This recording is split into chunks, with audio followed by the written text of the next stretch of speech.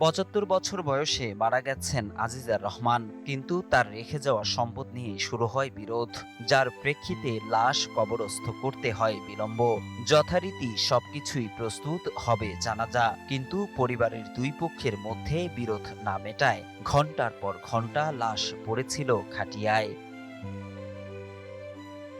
কুড়িগ্রামের নাগেশ্বরী পৌরসভার কাছারি পায়রাডাঙ্গা বাজার সংলগ্ন এলাকায় জমিজমা নিয়ে বিরোধের জেরে দাফন বিলম্বিত হয়। ১৭ ফেব্রুয়ারি মঙ্গলবার সন্ধ্যায় বার্ধক্যজনিত কারণে মৃত্যুর পর বুধবার সকাল ১১টায় জানাজার সময় নির্ধারণ করা হলেও সম্পত্তি বণ্টন নিয়ে বিরোধের জেরে সময়মতো হয়নি জানাজা এবং দাফন।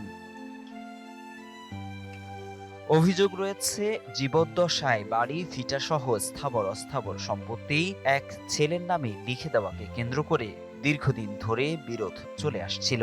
গত বুধবার সকালে জানাজায় এলাকাবাসী জড়ো হলে সম্পত্তির সমবণ্টনের দাবিতে আপত্তি তোলা হয় দাফনে, ফলে স্থগিত হয় জানাজার নামাজ। আমার দাদার ৭.৫ বিঘা সম্পদ। এই সম্পদ থেকে আমার দাদার অংশের তাদের যে সন্তানরা আছে প্রথম শরিকের, তারা কোনো অংশই পায়নি, কোনো ভাগে পায়নি। তাকে এক সুতাও দেওয়া হয়নি। তারা সম্পূর্ণভাবে বঞ্চিত। এখন এই নিয়ে তারা সবাইকে নিয়ে আমরা বসলাম যে কি করা যায়। তারা সবার পরামর্শে আমরা লাস্টে আটকে দিলাম। তারপরে এলাকাবাসী নিয়ে একটা পরামর্শ হলো যে তারা সম্পত্তি দিবে চাইছে, দিবে চাইয়া দেয় নাই, এই কারণে আটক দেওয়া হয়েছে। তা মানুষ বসছে, তারপরে মানুষ বসিয়ে ওটা সংশোধন করে দিয়েছে। তবে মৃত আজিজার রহমানের এই নাতির দাবি, স্বেচ্ছায় জমিদান করে গেছেন তার নানা।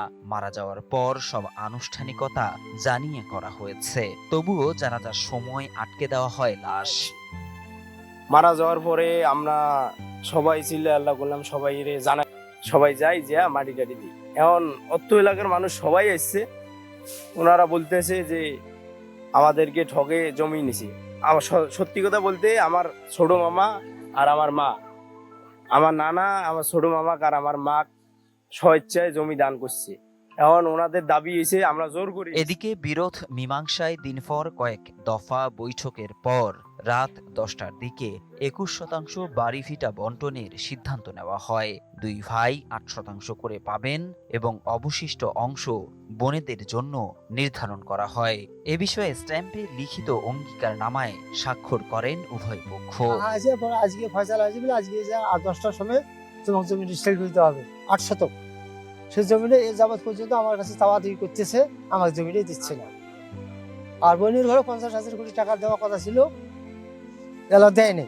অবশেষে সমঝোতার পর রাত 11টার দিকে জানাজা অনুষ্ঠিত হয় এবং পারিবারিক কবরস্থানে দাফন সম্পন্ন করা হয় মৃত আজিজার রহমানের।